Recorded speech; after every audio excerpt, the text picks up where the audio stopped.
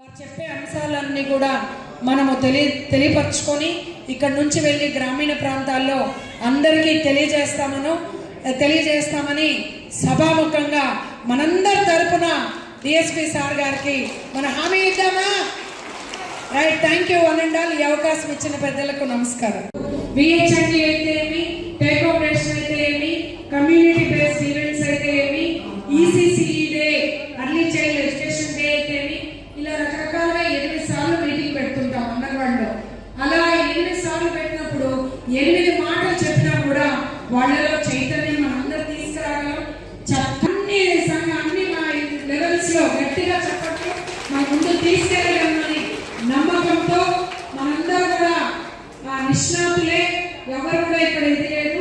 ఇప్పుడు సార్ వాళ్ళు చెప్పేది, ఈరోజు శ్రీకాళహస్తి కాన్స్టిట్యున్సీ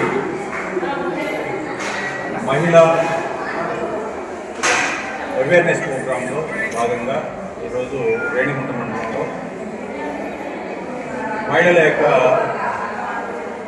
మహిళలపై జరిగే నేరాలపై అవగాహన కార్యక్రమం నిర్వహించడం జరిగింది. ఈ కార్యక్రమానికి మన రేణిగుంట ఎంపీడీఓ గారు, గవర్నమెంట్ పిఎస్సి డాక్టర్ చక్రపాణి గారు, సిడిపిఓ కృష్ణవేణి గారు, ఎస్ఐ ధర్మారెడ్డి గారు, ఇన్స్పెక్టర్ జయచంద్ర గారు మరియు అంగన్వాడీ వర్కర్స్, టీచర్స్, డ్వాక్రా మహిళలు, ఆశా వర్కర్స్, ఏఎన్ఎంస్, మహిళా పోలీసులు మరియు ఇతర అధికార అనధికార మహిళలు, మీడియా మొత్తం కూడా పాల్గొనడం జరిగింది.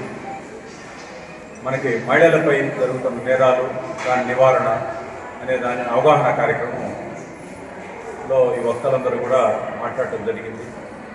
గృహహింస, వరకట్నం, వేధింపులు, స్త్రీలపై జరిగే దాడులు, చిన్నారులపై జరిగే దాడులు, మాదక ద్రవ్యాల వినియోగం, వాటి ప్రభావం కుటుంబంపై, వాటి ప్రభావం, వాటి నివారణ అనే అంశాల గురించి చర్చించడం జరిగింది. ఈ స్టేక్ హోల్డర్స్ ఎవరైతే ఉన్నారో, అంగన్వాడీస్, డ్వాక్రా మహిళలు, ఆశా వర్కర్స్, ఏఎన్ఎంస్, వీళ్ళు నిత్యం ప్రజలతో మమేకమై వాళ్ళతోనే ఉంటారు. వాళ్ళ ద్వారా గ్రామాల్లో ఉన్న ప్రతి కుటుంబాన్ని ఈ కార్యక్రమాలపైన, ఈ మహిళలపై, చిన్నారులపై జరిగే దాడుల పట్ల మరియు ఈ గాంజా యొక్క దుష్ప్రభావాలపైన అవగాహన కల్పించే విధంగా వాళ్ళని ఉత్తేజపరచడం జరిగింది.